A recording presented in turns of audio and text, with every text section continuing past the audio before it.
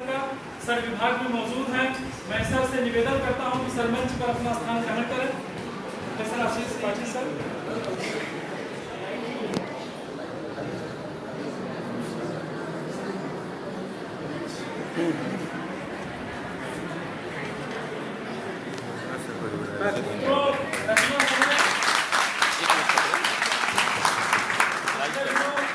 संज्ञान में आया और इसके अंतर्गत हम लोगों ने बहुत सारे कार्यक्रम आयोजित किए। इसमें हम अभी तक रचनाकारों को बुलाते थे और उनकी ही रचना पर उनसे बातचीत करते थे, जिसमें प्रमुख रूप से अभी तक कहानीकार शिवमूर्ति, कहानीकार डॉक्टर विपिन कुमार, युवा कवि अदनान कपिल दरवेश और कहानी का बदलता परिदृश्य एक पुस्तक पर बातचीत हुई है, जो पुस्तक लिखी गई है डॉक्टर दिनेश खरे के द्वारा। ये सब कार्यक्रम इसमें आयोजित होते रहे हैं और अभी हाल में रचना समय ने तय किया है कि अब कविताओं पर एकल व्याख्यान की एक श्रृंखला चलाई जाएगी और 3 कार्यक्रम इसमें अभी तक निश्चित हो चुके हैं, जिसमें आज राम की शक्ति पूजा पर व्याख्यान देंगे प्रोफेसर आशीष त्रिपाठी और आगे के जो 2 कार्यक्रम हैं उसमें 8 तारीख को मुमिल की पटकथा पर व्याख्यान होना है, जो व्याख्यान देंगे विभाग के ही प्रोफेसर मनोज कुमार सिंह और 15 तारीख को टूटी हुई बिखरी हुई कविता पर व्याख्यान होना है प्रोफेसर कृष्ण मोहन सिंह का। यहाँ पर उपस्थित अपने वक्ता और आप सभी के स्वागत के लिए तथा रचना समय उपक्रम के बारे में विस्तृत जानकारी देने के लिए मैं अपने मित्र मानवेंद्र सिंह को आमंत्रित करता हूं कि आए और इस उपक्रम के बारे में आपको जानकारी दें। मानवेंद्र,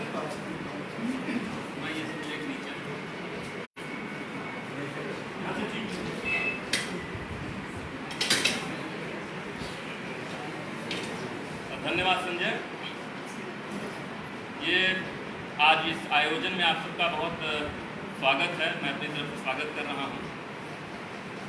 ये हमारे आयोजन की ही सफलता है कि अचानक हमें अपने कार्यक्रम का वेन्यू जो है बदलना पड़ा, क्योंकि नीचे क्लासरूम में आप सबकी इतनी संख्या उपस्थित थी कि ये संभव नहीं था कि वहाँ पे कोई बातचीत की जा सके।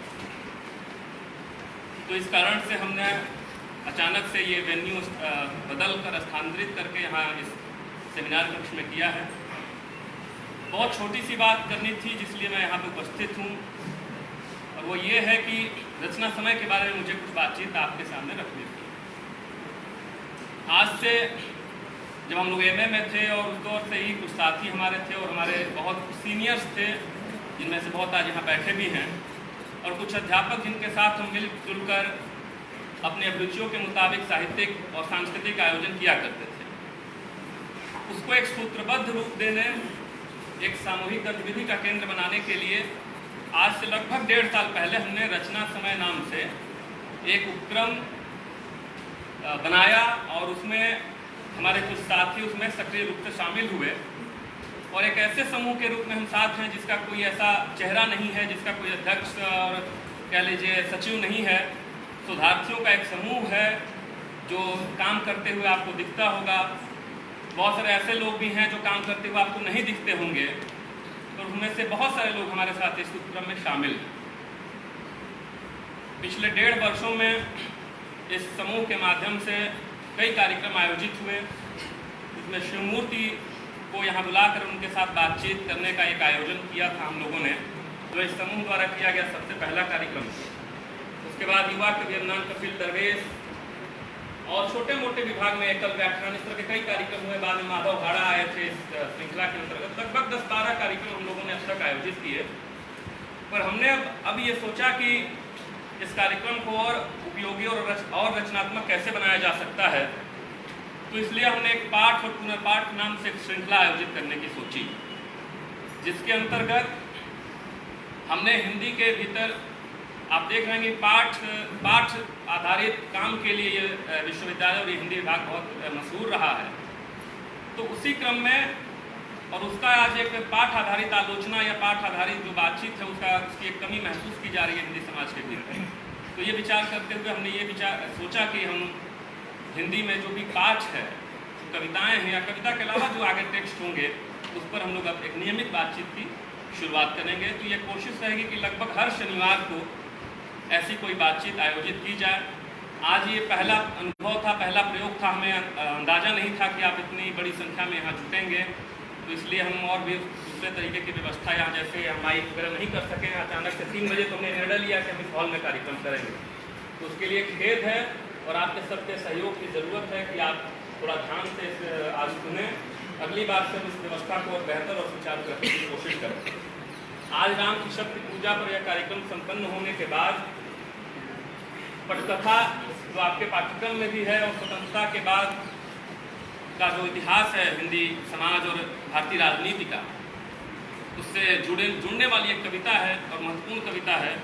तो उस पर बातचीत करने के लिए अगले शनिवार को प्रोफेसर मनोज कुमार सिंह हमारे बीच उपस्थित होंगे और आप उनकी बातचीत कर सकेंगे, यानी लेक्चर के बाद आप उनसे सवाल भी पूछ सकते हैं। आज ये कार्यक्रम सिर्फ इतना नहीं है कि आपको 1 घंटे लेक्चर सुनना है, आप उसके बाद अपनी बातचीत, अपनी सवाल और अपनी टिप्पणियाँ भी यहाँ दर्ज कर सकते हैं। और उसके अगले शनिवार यानी 15 को ये तिथि संभावित है, 1 दिन का हेर फेर हो सकता है, हम समय से पहले आपको सूचना देंगे। प्रोफेसर कृष्ण मोहन जो कि महत्वपूर्ण आलोचक हैं हिंदी के, उनका एक व्याख्यान टूटी हुई बिखरी हुई जो लंबी कविता है शमशेर बहादुर सिंह की, उस पर होगा। 22 तारीख को इसी श्रृंखला के अंतर्गत हिंदी की अत्यंत प्रतिष्ठित लेखिका, साहित्य अकादमी पुरस्कार से पुरस्कृत अलका सरावगी आप सबके बीच होंगी और आप उनसे बातचीत कर सकेंगे। अपने बिल्कुल नए उपन्यास का वो पाठ करेंगे और उसके बाद उनके लेखन पर हमारे विभाग के 2 या 3 शिक्षक और शोधार्थी बातचीत करेंगे। इस अलका सरावगी के कार्यक्रम से हमने एक नई योजना की शुरुआत करने की सोची है और जिसमें हम और अपने साथियों का सहयोग लेंगे और दूसरे अन्य जो भी जरूरी होगा करेंगे। वो योजना ये है कि MA तक के जो छात्र हैं वो अलका सरावगी के कहानी लेखन, उपन्यास लेखन, यानी कुछ भी जो उन्हें पसंद हो उसको पढ़कर लगभग 1,500 से 2,000 शब्दों में एक असाइनमेंट वर्क या कह लीजिए शोध पत्र प्रस्तुत कर सकते हैं। और वे जरूर करें, उसमें से चुनिंदा 2 शोध पत्र अगर वे चाहेंगे, उनकी इच्छा होगी तो हम ये अवसर देंगे कि वो आएँ और उस शोध पत्र का पाठ करें और उनको हम किसी प्रतिष्ठित पत्रिका में प्रकाशित भी करेंगे। MA तक के छात्र जो भी, और आज से 1 तारीख है, आपके पास तकरीबन 20 तारीख तक का समय है। 20 तारीख तक हम 2 नाम आज या कल में फेसबुक पे लगा देंगे, सूचना इसकी विस्तृत, उसमें 2 नाम और नंबर दे देंगे। उन लोगों से मिलकर आप अपने शोध पत्र उनको दे सकते हैं। तो ये कुल मिला जुला कर आज जो ये सब कुछ हो रहा है, इसके पीछे की जो पृष्ठभूमि है वो ये थी। और आप सबका पुनः स्वागत करते हुए मैं संजय जी से निवेदन करता हूँ कि आएँ और कार्यक्रम को आगे बढ़ाएं। बहुत आप सब इतने संख्या में उपस्थित हुए, आप सबका बहुत बहुत धन्यवाद।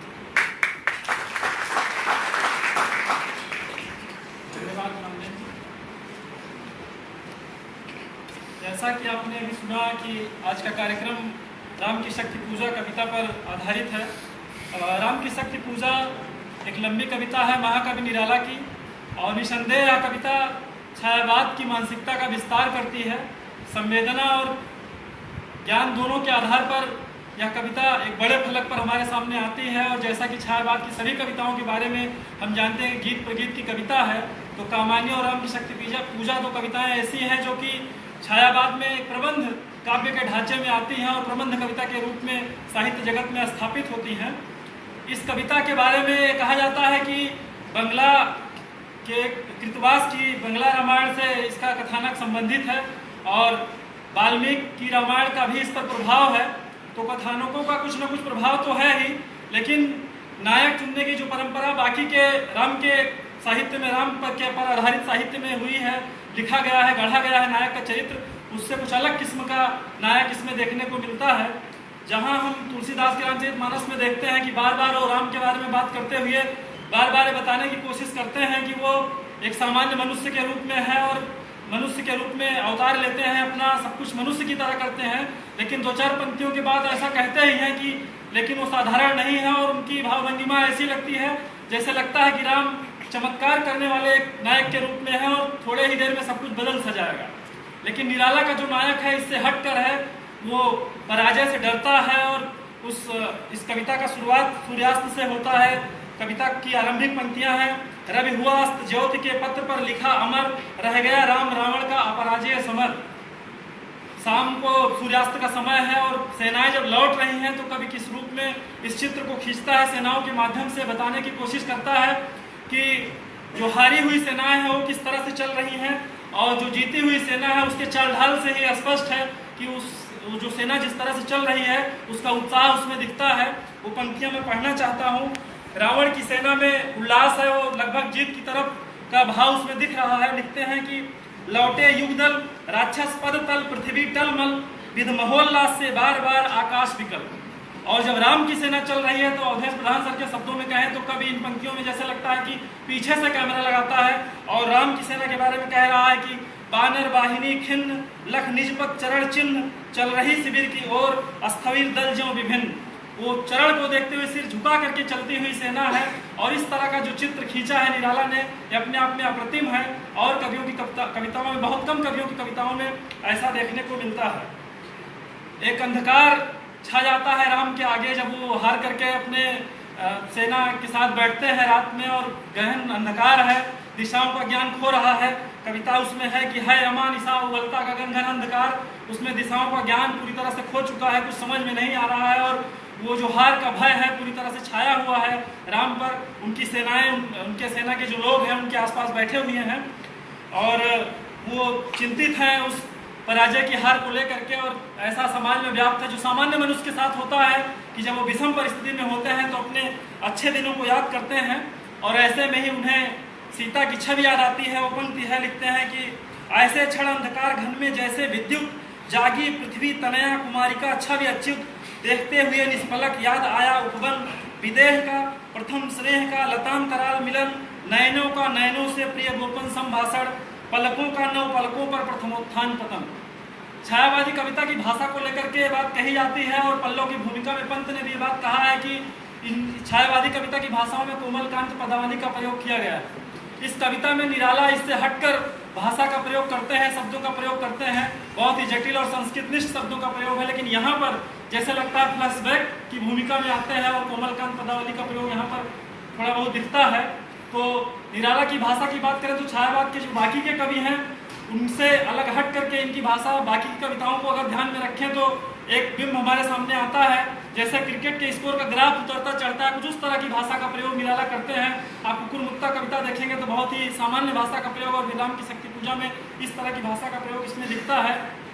और बहुत सारे आयाम इस कविता के हैं।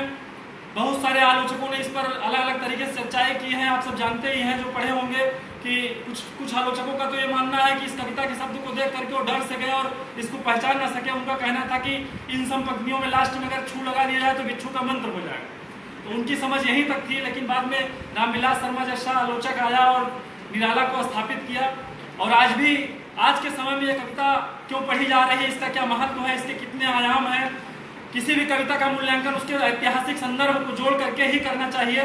और उस समय जिस समय कविता लिखी जा रही थी हमारा देश गुलाम था और ब्रिटेन का शासन था, साम्राज्यवादी शक्तियां किस तरह से हमारा शोषण कर रही थी, उस सब से जुड़ती है कविता और समाज के सच से जुड़ी हुई कविता है। युवा आलोचक और कवि प्रोफेसर आशीष त्रिपाठी इसे किस रूप में देखते हैं, इसको जानने के लिए हम लोग यहाँ पर उपस्थित हुए हैं।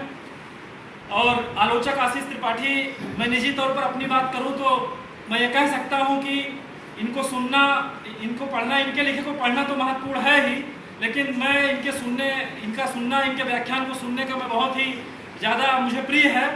मुझे अगर मैं कहूँ तो इसमें अतिशयोक्ति नहीं होगी कि इनके अधिकांश व्याख्यान मुझे शब्दशः याद है और बहुत सारे मेरे मित्रों को भी याद है। ये संख्या इस बात की मंच पर आमंत्रित करता हूँ कि सर आएँ और अपने दृष्टिकोण से राम की शक्ति पूजा पर बातचीत रखें। सर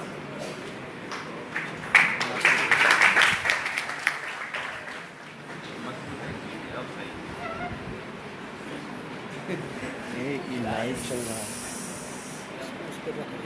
हमारा भी रखना है।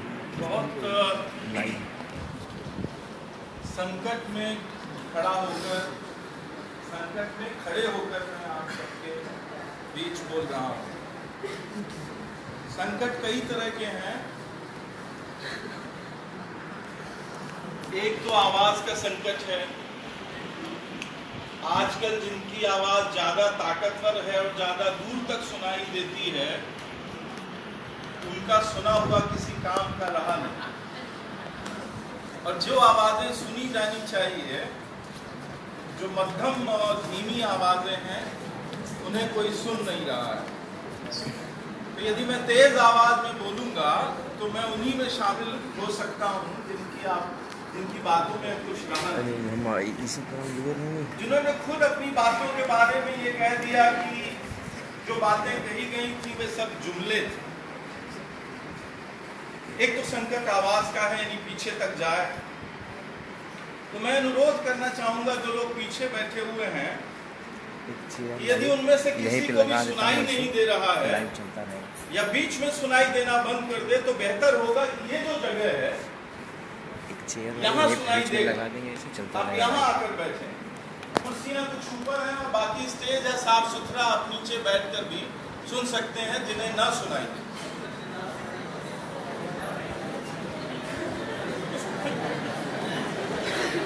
तो जो सीटें खाली हुई हैं बाकी पीछे से आगे आ जाएंगे।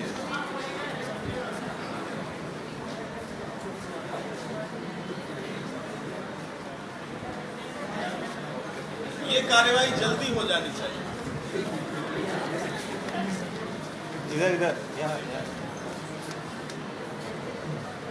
और मत रखिए, कॉपी लीजिएगा किसी और से।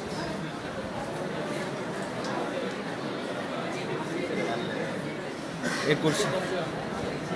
हाँ सर, लाइव भी चल रहा था उसमें। दूसरी बात ये हो सकती है कि ये जो भागकर जाने का रास्ता दिया गया है इसे बंद कर दिया जाए, और जो लोग पीछे हैं वो ये कार्रवाई करें कि सब बीच की जगह, जो जाने की जगह है उसे बंद कर दिया जाए, ताकि कोई पीछे से ना आगे आ सके और ना आगे से कोई भागकर जा सके पीछे। या ज्यादा हो तो एक तो कम से कम लगाई ही जा सकती है कुर्सी, और इस तरह आप थोड़ा और मेरे करीब नजदीक आ सकते हैं। तो जो डिस्टरबेंस करना है अभी कर लीजिए, ताकि मैं जब बोलना शुरू करूं तो फिर उसके बाद आप, अभी पीछे और जगह है, कुछ लोग आ सकते हैं पीछे, उन्हें सुनाई देगा। और एक पुराने जमाने का जो लोक अभिनेता था, जो गांव में चौपालों में अभिनय करता था, उस अभिनेता को यह ट्रेनिंग दी जाती थी कि वो चारों तरफ घूम के अपनी बात करे। एरिना थिएटर में घूम घूम कर अभिनेता अपनी बात करता है। आजकल कुछ धर्मगुरु यूरोप के और अमेरिका के और हिंदुस्तान के ये तकनीक आजमाते हैं कि वो एरिना थिएटर में घूम घूम कर अपनी बात कहते हैं। तो यदि आपको सुनाई नहीं देगा तो आप चिंता मत कीजिए, मैं घूम घूम कर कुछ बातें,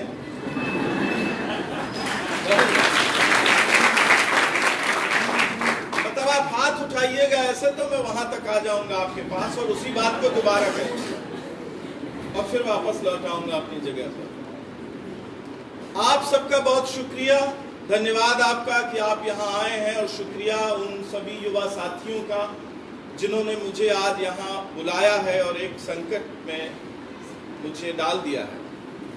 संकट ये कि ये बहुत कम समय पहले मुझे इस बात की सूचना दी गई है, 3-4 रोज पहले, और ये जो 3-4 रोज थे बीच के, ये मैं यात्राओं में था लगातार, और आज का दिन मेरे पास खाली था, लेकिन सुबह 10 से 12 एक व्याख्यान था मेरा, 12 से 1 मेरी क्लास थी, 1 बजे जाकर मैंने कुछ प्रसाद ग्रहण किया भगवान का, और उसके बाद फिर मैं आप सबके बीच यहाँ उपस्थित हूँ। सबसे पहले कह देना जरूरी है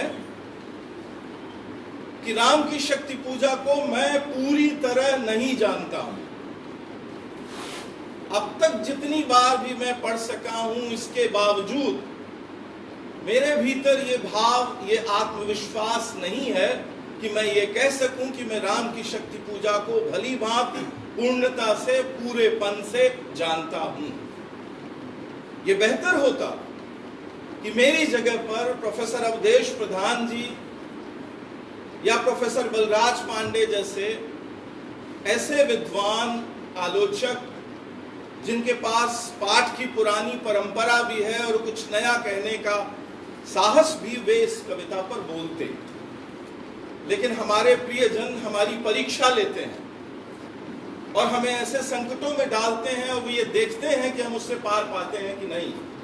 कुछ इसी भाव से हमारे युवा साथियों ने आज मुझे राम की शक्ति पूजा पर बोलने के लिए बुलाया है। लेकिन जैसा कि राम की शक्ति पूजा में कहा गया है कि वो रहा एक मन और राम का जो न थका, तो मैं अपने कवि से प्रेरणा लेते हुए कि मैं ठीक से नहीं जानता हूं, मेरे भीतर ये भाव या विश्वास नहीं है, जैसे मैं अंधेरे में या पटकथा पर या टूटी हुई बिखरी हुई पर या और किसी दूसरी कविता पर अपने को समझता हूं कि मैं समझ चुका हूं, समझ रहा हूं, वैसा मैं राम की शक्ति पूजा के बारे में नहीं समझता। दूसरा, मुझे एक संशोधन ये सुझाना है कि जब भी किसी लंबी कविता पर भाषण हो, उससे पहले उसी वक्ता का एक भाषण उस कवि पर होना चाहिए, ताकि वो एक लंबा हिस्सा कवि की समग्र चेतना के बारे में आपसे बात कर सके। बेहतर होता कि आज मैं निराला पर बोलता, कवि निराला पर, और कल मैं बोलता राम की शक्ति पूजा पर। इस तरह मेरे लिए आसानी होती कि आज कविता के माध्यम से निराला की समग्र चेतना पर मुझे जो बोलना पड़ेगा बीच बीच में, वो बोलने से मैं बच जाता। हमारे युवा साथी जो ये आयोजन कर रहे हैं रचना समय के, यदि वो आगे ये परिवर्तन कर सके तो मैं समझता हूं कि ज्यादा बेहतर होगा। मेरे लिए निराला एक ऐसे कवि हैं जिन्हें मैं अभी पूरी तरह पा नहीं सका हूं। निराला की कविता के भवन में मैं पूरी तरह उन कक्षों तक नहीं जा सका हूं जहां पहुंचकर मैं ये कह सकूं कि निराला ऐसे कवि थे, निराला ऐसे कवि थे या ऐसे कवि नहीं थे। मैं एक प्रक्रिया में हूं, एक यात्रा में, एक सफर पर। निराला के घर का बार बार दीदार करता हूं बाहर से और भीतर घुस जाता हूं कविताओं के माध्यम से, तो कभी कुछ लेकर बाहर लौटता हूं और कभी कुछ लेकर, कभी मुक्तिबोध की कविता में प्रवेश करता हूं और मुक्तिबोध को पढ़ते हुए मुझे निराला के बारे में कोई नई जानकारी हासिल होती है। कभी मैं शमशेर को पढ़ता हूं और शमशेर को पढ़ते हुए मुझे निराला के बारे में कोई नई बात सूझ जाती है। और मैं विचित्र लगेगा आपको, लेकिन निराला सबसे ज्यादा मेरे दिमाग में कौंधते हैं तब जब मैं प्रेमचंद को या जयशंकर प्रसाद के नाटकों को पढ़ता हूं, उनके समकालीनों को, के गद्य को। कवि प्रसाद को पढ़ते हुए मुझे निराला मेरे दिमाग में नहीं आते, लेकिन जब मैं ध्रुव स्वामिनी पढ़ता हूं, जब मैं चंद्रगुप्त पढ़ता हूं, स्कंदगुप्त पढ़ता हूं, जब मैं श्रृंखला की कड़ियां पढ़ता हूं और जब मैं प्रेमचंद का कथा साहित्य पढ़ता हूं, उनके विचार प्रसंग पढ़ता हूं, तब मुझे निराला अचानक कौंधते हैं और अचानक मैं कवि निराला के भवन में प्रवेश करता हूं। इस तरह ये पाठ की एक अजीब यात्रा है कि जब आप एक पाठ के भीतर घुसे होते हैं तो ठीक उसी समय आपको तुरंत निकलकर एक दूसरे भवन में, एक दूसरे पाठ के भवन में प्रवेश करना होता है। और ये शायद दुनिया के हर बड़े कवि के साथ, हर संवेदनशील पाठक का ऐसा ही संबंध होता है। शेक्सपियर को पढ़ते हुए महाभारत की जैसे बार बार याद आती है, ठीक उसी तरह मैं कई बार निराला को दूसरे कवियों के माध्यम से और दूसरे गद्यकारों और गद्य लेखकों के माध्यम से जानता हूं। निराला मेरे लिए 3 परिप्रेक्ष्य के बगैर पूरे नहीं होते। बहुत संक्षेप में बोलूंगा, कोशिश करूंगा कि फैलाऊं ना बात को, संकेत में कह दूं अपनी बात। 3 संदर्भ बिंदु हैं जिनके बगैर निराला की कविता के भीतर प्रवेश नहीं किया जा सकता। आप पूछेंगे, आप जानना चाहेंगे कि वे संदर्भ बिंदु, वे परिप्रेक्ष्य कौन कौन से? अभी मैं राम की शक्ति पूजा के बारे में नहीं कह रहा हूं। अभी मैं भारत ही जय विजय करे, रूही की कली, सखी बसंत आया से लेकर तोड़ती पत्थर, भिक्षुक और विधवा के कवि, देवी सरस्वती, बनवेला, स्फटिकशिला, तुलसीदास और सरोज स्मृति के कवि, कुकुर मुक्ता, राजे ने फिर रखवाली की, महंगू महंगा रहा के कवि, मरा हूं हजार वरण, बंदी गृह वरण किया, पत्रोत्कंठित जीवन का विष बुझा हुआ है, उस कवि के बारे में कि 3 संदर्भों, 3 परिप्रेक्ष्य को ध्यान में रखे बगैर, और हो सकते हैं 3 से ज्यादा, लेकिन 3 बुनियादी संदर्भ हैं जिनको सामने रखे बगैर निराला पर बात नहीं की जा सकती। ये तमीज हमको हमारे उन आलोचकों ने दी है जिन्होंने निराला को पढ़ने की कोशिश की है पिछले 70-80 सालों में, जिसमें रामविलास शर्मा का नाम है। बहुत प्रभावित नहीं हूं मैं रामविलास शर्मा की निराला व्याख्या से, निराला के प्रति उनके ममत्व से, प्रेम से प्रभावित हूं, निराला को लेकर किए गए उनके संघर्ष से प्रभावित हूं, पर निराला को लेकर की गई उनकी स्थापनाओं से बहुत प्रभावित नहीं। दूसरे बड़े आलोचक दूधनाथ सिंह, जिन्होंने कवि के रूप में निराला की खोज की,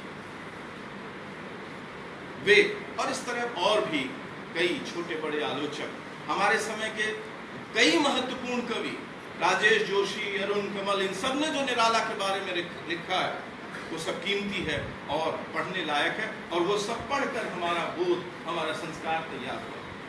प्रगतिशील आलोचना ने, जो आज लगभग एक लांछित शब्द है, प्रगतिशील,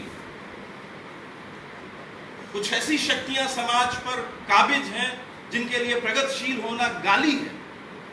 वे नहीं चाहते कि समाज में ऐसे लोग रहें जिनका सोच विचार प्रगतिशील है। वो इतनी सी भी जगह उन्हें देना नहीं चाहते, उन्हें समाज के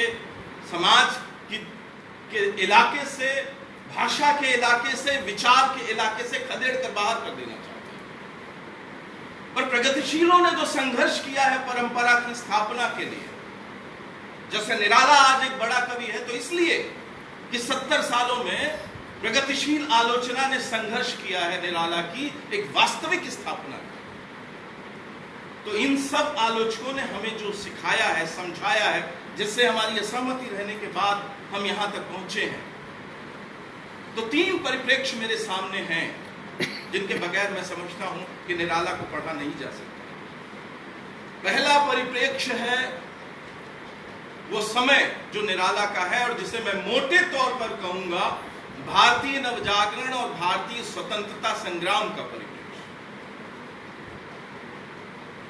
कवि निराला निर्वात में कवि नहीं है, वैक्यूम में नहीं है, हवा में नहीं है। वैक्यूम में कोई हवा भी नहीं होती, ना ऑक्सीजन ना कार्बन डाइऑक्साइड, वैक्यूम होता है। उस वैक्यूम में नहीं है निराला। निराला एक समय में है, निराला एक समाज में है। इसलिए पुरानी रवायत में हमारे यहाँ पढ़ने की एक प्रवृत्ति विकसित की गई थी जिसमें हमें अनिवार्यतः देश काल पढ़ने के लिए कहा जाता था। हमारे कुछ आधुनिक आलोचकों ने जब इन सब चीजों की आलोचना शुरू की तो यह भी नहीं देखा कि जरूरी चीजों की भी आलोचना हो रही है। देश काल को संदर्भ में रखे बगैर कुछ भी समझा नहीं जा सकता। क्या है निराला का देश और क्या है निराला का काल? कौन सा है देश निराला का? आज जो लोग समाज पर काबिज हैं, राजनीति पर काबिज हैं, यदि देश सिर्फ उनका है तब तो यह देश अंग्रेजों का था, इस देश के सामंतों का था, इस देश के राजा रजवाड़ों का था, इस देश के द्विजों का, ब्राह्मणों का, ठाकुर क्षत्रियों का और ताकतवर जातियों का था। लेकिन देश वैसा नहीं था। निराला उस देश में नहीं रहते थे जो अंग्रेजों का, राजाओं का, सामंतों का देश था, जो ब्राह्मणों और क्षत्रियों और वैश्यों का ही देश था और जिसमें बाकी लोग नहीं थे, जिसमें मर्द ही मर्द रहते थे, औरतें नहीं थी। इसलिए वो देश जो निराला का है वो डिफाइन करना जरूरी है कि कौन सा देश है निराला का। निराला की कविता उस देश में लिखी गई है जहां वो खुलकर एक चमड़ा गांठने वाले, जाति से आने वाले कवि रविदास के चरणों में अपना माथा रखना चाहते हैं। निराला वो देश है निराला जहां एक शूद्र के चरणों में एक ब्राह्मण, आप इसी तरह देखना चाहें तो देख लीजिए, माथा रखना चाहता है। ये है देश निराला। ये जूही की कली में वो जो स्त्री है जो प्रेम की आकांक्षा से भरी हुई है और अपने नायक के प्रेम को किसी भाव में अस्वीकार नहीं करती, उस स्त्री का देश है। ये विधवा का देश है, भिक्षुक का देश है ये। इसलिए देश को डिफाइन, देश को परिभाषित करना होगा, कौन सा देश और कौन सा समय। तो मोटे मोटे तौर पर एक मोटी मोटी बात कही जा सकती है, क्योंकि वक्त नहीं है, कि निराला को समझा नहीं जा सकता भारतीय नवजागरण के और स्वतंत्रता संग्राम के परिप्रेक्ष्य के बगैर। लेकिन यदि इन दोनों में भी चुनना हो ये दोनों प्रक्रियाएं साथ साथ चल रही थी निराला के समय में, नवजागरण की प्रक्रिया भी और स्वतंत्रता संग्राम की प्रक्रिया। तो निराला स्वतंत्रता संग्राम के उतने बड़े कवि नहीं हैं, उतने मुतासिर नहीं है, उतने प्रभावित नहीं है, उनकी कविता उतना रिस्पांस नहीं करती है स्वतंत्रता संग्राम को जितना कि वो नवजागरण को रिस्पांस करती है, नवजागरण की प्रक्रियाओं को रिस्पांस करती है। इसलिए यदि ये कहा जाए कि भारतीय स्वतंत्रता संग्राम और नवजागरण के कवि है निराला, तो उसको सुधार कर यह भी कहा जा सकता है कि भारतीय नवजागरण के शीर्ष कवि है निराला, बड़े कवि है निराला। और ये जो नवजागरण है, किसका जागरण है?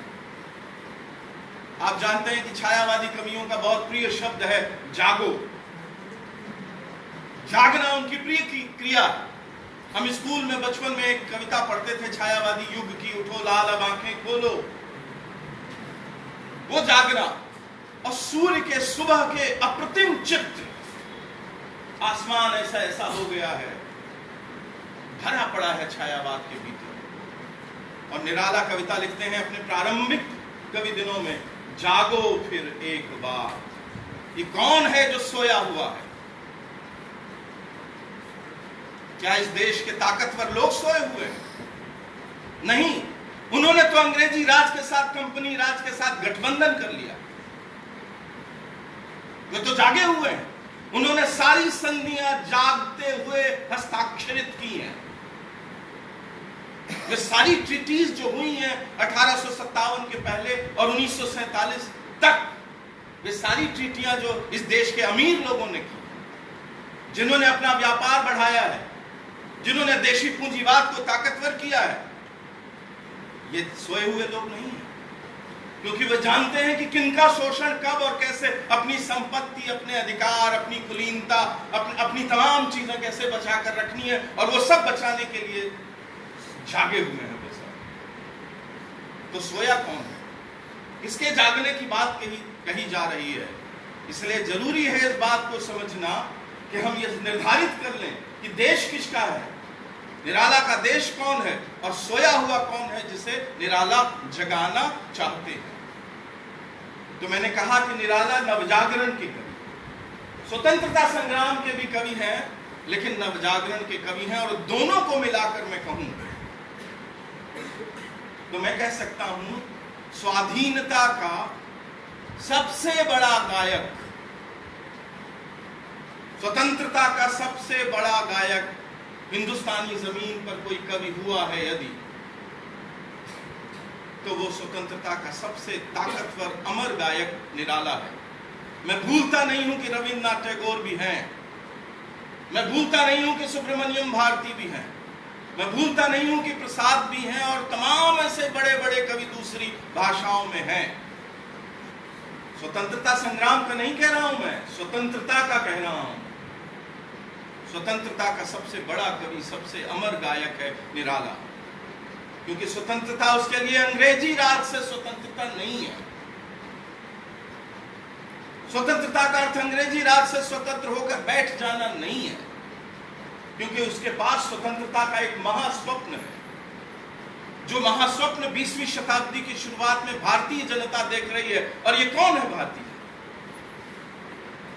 इस देश के ब्राह्मण, इस देश के क्षत्रिय, इस देश के वैश्य, इस देश के अमीर, इस देश के उच्च वर्गों और उच्च वर्णों के लोग, इस देश के सामंत और रजवाड़े और राजे महाराजे और पूंजीपति, वे क्या स्वप्न देख रहे थे इस देश के? शायद उनके लिए अंग्रेजी राज से मुक्ति ही पर्याप्त थी, क्योंकि तब फिर उनका राज आ जाने वाला था। इसलिए वो वहां रुक सकते थे, जैसा कि वो रुक गए। बाकी समुदायों के जीवन में स्वतंत्रता का बोध आने और भाव आने तक के लिए उन्होंने स्वतंत्रता संग्राम को 15 अगस्त 1947 में स्थगित कर दिया। लेकिन निराला के लिए स्वतंत्रता का यह अर्थ नहीं था। निराला के लिए स्वतंत्रता का अर्थ था स्त्री की स्वतंत्रता। आप कहिए आज कि स्त्री स्वतंत्र है, तो मैं मान लूंगा कि हाँ, स्वतंत्रता पूरी हुई। आप कहिए आज कि इस देश के दलित स्वतंत्र हैं, शूद्र स्वतंत्र हैं, तो मैं मान लूंगा कि हाँ, इस देश की स्वतंत्रता का आंदोलन पूरा हो गया। इस देश के आदिवासी स्वतंत्र हैं, आप कह दीजिए, तो मैं मान लूंगा कि हाँ, इस देश के कवि, इस देश के लेखक स्वतंत्र हैं, आप कह दीजिए, मैं मान लूंगा कि स्वतंत्रता पूरी हो। इस देश के गरीब, किसान, मजदूर, नौकरी पेशा लोग, छोटे छोटे दिहाड़ी मजदूर, उनको स्वतंत्रता मिल गई है, आप ये कह दीजिए, मैं मान लूंगा कि हाँ, स्वतंत्रता पूरी हो गई। लेकिन निराला के लिए स्वतंत्रता का वो अर्थ नहीं था। निराला स्वतंत्रता का एक महास्वप्न देखते थे, जिसमें अंबेडकर का जो स्वप्न था वो भी शामिल था, जिसमें सरोजिनी नायडू जो स्वप्न देखती थी, कमला देवी चट्टोपाध्याय जो स्वप्न देखती थी, अमृता शेरगिल जो स्वप्न देखती थी, वो भी उसमें शामिल था। इसलिए स्वतंत्रता एक आयामी चीज नहीं थी, एक बहुआयामी चीज थी निराला के लिए। और इस परिप्रेक्ष्य को ध्यान में रखिए राम की शक्ति पूजा को पढ़ने से पहले। तो मैंने पहली बात कही, वक्त थोड़ा ज्यादा ले लिया है मैंने, इसलिए दूसरे और तीसरे बिंदु पर मैं विस्तार नहीं जाऊंगा, और वो ये कि स्वतंत्रता संग्राम और नवजागरण की चेतना, स्वाधीनता और स्वतंत्रता का कॉन्सेप्ट की अवधारणा, ये वे संदर्भ हैं जिनके बगैर निराला को समझ नहीं सकते। छंद से मुक्ति जीवन की मुक्ति है। आखिर क्यों कवि चिंतित है कि कविता छंद से मुक्त हो जाए? क्योंकि उसे बंधन नहीं चाहिए। वो बंधा हुआ परेशान अनुभव करता। एक पद है राम की शक्ति पूजा में जहां बंधन और मुक्ति शब्द एक साथ आया है, अभी मैं बात करूंगा उसमें। बंधन, इसलिए स्वाधीनता और स्वतंत्रता का ये वही अर्थ नहीं जो सामाजिक और बाहरी है, बल्कि यहां तक है कि छंद से मुक्ति जीवन की मुक्ति है, यहां तक जाता है वो स्वाधीनता और स्वतंत्रता का अर्थ। दूसरा परिप्रेक्ष्य है जिसके बगैर निराला को समझा नहीं जा सकता, और वो परिप्रेक्ष्य है रोमांटिसिज्म का परिप्रेक्ष्य। निराला मूलतः एक रोमांटिक कवि, वो रियलिस्टिक कवि नहीं है, यथार्थवादी कवि नहीं है। आप में से बहुत लोगों की तरह मैं भी बहुत लंबे समय से ये संघर्ष कर रहा हूं अपने भीतर की इस बात को समझूं कि एक रोमांटिक पोएट के एटीट्यूड में और एक रियलिस्टिक पोएट के एटीट्यूड में फर्क क्या होता है। यथार्थवादी कवि जो दृश्य देखता है उस दृश्य को देखता है और उसका प्राथमिक समर्पण और आसक्ति, उसकी बुनियादी आस्था उस दृश्य के प्रति होती है जो उसके समक्ष है। जब वो आगे की सीढ़ियां चढ़ता है तो वो ये देखता है कि ये दृश्य क्यों है। एक औरत को मारा जा रहा है, ये दृश्य है, तो सिर्फ इसका कह देना ही यथार्थवाद नहीं है, ये बताना भी यथार्थवाद है कि ये मारा क्यों जा रहा है, कौन मार रहा है। तो पर्दे के पीछे भी जाता है यथार्थवाद का कवि, यथार्थवादी आग्रह। लेकिन निराला और स्वच्छंदतावादी कवि दृश्य के प्रति उसकी प्राथमिक आस्था नहीं होती। उसकी प्राथमिक आस्था होती है उस रिस्पॉन्स के प्रति जो उस दृश्य को देखकर उसके हृदय में, उसके भाव क्षेत्र में उमगता है। इसलिए यथार्थवादी लेखक वस्तुनिष्ठ होना चाहता है, ऑब्जेक्टिव, और एक रोमांटिक पोएट हमेशा सब्जेक्टिव रहता है, सब्जेक्टिव रहना चाहता है, आत्मनिष्ठ रहना चाहता है। ये बुनियादी फर्क। तो लिखी होगी कविता कुकुरमुत्ता निराला ने, और निराला के उत्तरवर्ती काव्य संसार में यथार्थवाद का गहरा दबाव मौजूद है। लेकिन इसके बावजूद मैं बहुत विनम्रता पूर्वक कह रहा हूं कि निराला मूलतः एक रोमांटिक पोएट, यानी वो दृश्य का वस्तुनिष्ठ आकलन करने का उनका भरोसा, उनका काम नहीं, उनकी दिलचस्पी नहीं है। दृश्य के प्रति जो उनका रिस्पॉन्स है, दृश्य को देखकर उनके हृदय में जो, मस्तिष्क में, भाव में, इंद्रियों में जो उमग रहा है, उसे व्यक्त करना उनका प्राथमिक लक्ष्य है और उसी के प्रति उनका कमिटमेंट है। इसलिए इंडियन रोमांटिसिज्म, भारतीय स्वच्छंदतावाद के परिप्रेक्ष्य के बगैर निराला को समझा नहीं जा सकता। यहां यह कह देना बहुत जरूरी है कि अंग्रेजी भाषा और यूरोप की दूसरी भिन्न भाषाओं में आए हुए रोमांटिसिज्म से भारत के रोमांटिसिज्म को समतुल्य करके आंकना, समानुपाती आंकना एक तरह की बौद्धिक गुलामी है। भारत का रोमांटिसिज्म अपनी जरूरतों से पैदा हुआ।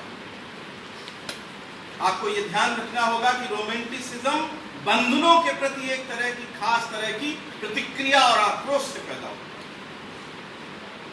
और बंधन जो व्यवस्था से पैदा होते हैं, सिस्टम से। इसलिए रोमांटिक कभी सिस्टम नहीं चाहते, वो दूर रहना चाहते हैं उन तमाम चीजों से जो सिस्टम में उसे ले जाते हैं। ले चल मुझे भुलावा देकर मेरे नाविक धीरे धीरे, ये इस संसार में नहीं रहना चाहता जो सिस्टमेटिक संसार है, व्यवस्थित संसार है, जहां वर्ण व्यवस्था है, जहां जाति व्यवस्था है, जहां ये है, जहां ये हायरार्की है, ऊंच नीच है, तमाम तरह की चीजें, कभी वहां नहीं रहना चाहिए। इसलिए रोमांटिक कभी अपनी बुनियादी संकल्पना में, एटीट्यूड में क्रांतिकारी होते हैं, विद्रोही होते हैं। क्रांतिकारी मत कहिए, विद्रोही होते हैं।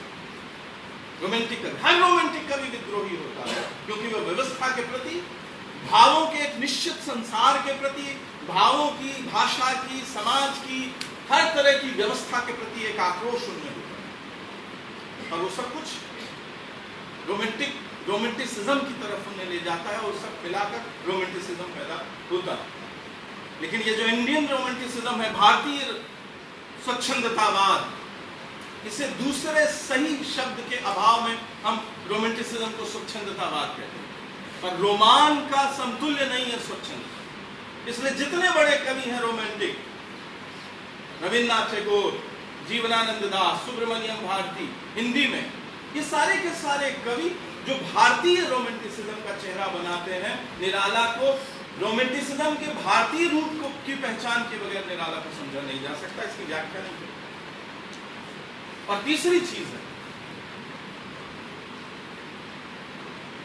एक बात कह दूं इसी क्रम में, क्योंकि वो जरूरी है राम की शक्ति पूजा पढ़ने के लिए, वो ये कि भारतीय रोमांटिक कवियों में एक बहुत भिन्न किस्म का आग्रह मिलता है जो यूरोप के कवियों में नहीं है, और वो है क्लासिकलिटी के प्रति आग्रह। यूरोप का रोमांटिसिज्म क्लासिकलिटी का के निगेशन पर खड़ा होता है, और भारत के स्वच्छंदतावादी कवि क्लासिकलिटी का निषेध नहीं करते। वो क्लासिकलिटी से एक तरह की प्रतिस्पर्धा लेते हैं, सीखते हैं, और एक नए तरह की क्लासिकलिटी रचते हैं। इस बात की गुत्थी को सिर्फ और सिर्फ तब समझा जा सकता है जब हम उपनिवेशवाद के उस सर्वव्यापी प्रसार को समझ लें, जहां ये कहा जा रहा था उस जमाने में कि तुम गुलाम देश के नागरिक, तुम्हारे पास न कोई अतीत है, न परंपरा, तुम्हारे पास कुछ नहीं है। तो हर एक कवि जो गुलाम देश का कवि है, भले ही रोमांटिक है, वो अपनी एक परंपरा का पुनराविष्कार करने के लिए उद्यत था। वो बताना चाहता था कि हम परंपराहीन लोग नहीं हैं, हम जाहिल लोग नहीं हैं, हम अज्ञानी लोग नहीं हैं, हम लंबी लंबी जटाएं फैलाए हुए ये जो तुमने छवियां गढ़ रखी हैं भारतीयों के बारे में, हम वो लोग नहीं हैं, हम आध्यात्मिक लोग नहीं हैं। जिस देश की 70% आबादी किसानों की हो, वो देश आध्यात्मिक नहीं हो सकता। वो स्पिरिचुअलिटी के उस कॉन्सेप्ट में भरोसा ही नहीं कर सकता जो स्पिरिचुअलिटी का कॉन्सेप्ट विक्टोरियन एज के यूरोप के माध्यम से हिंदुस्तान में आया, और 19वीं शताब्दी में कहा गया कि हिंदुस्तान आध्यात्मिक लोगों का। कैसा अध्यात्म? मेरे दादा और उनके पिता और उनके तमाम भाई और मेरे नाना और उनके पिता कैसे आध्यात्मिक थे?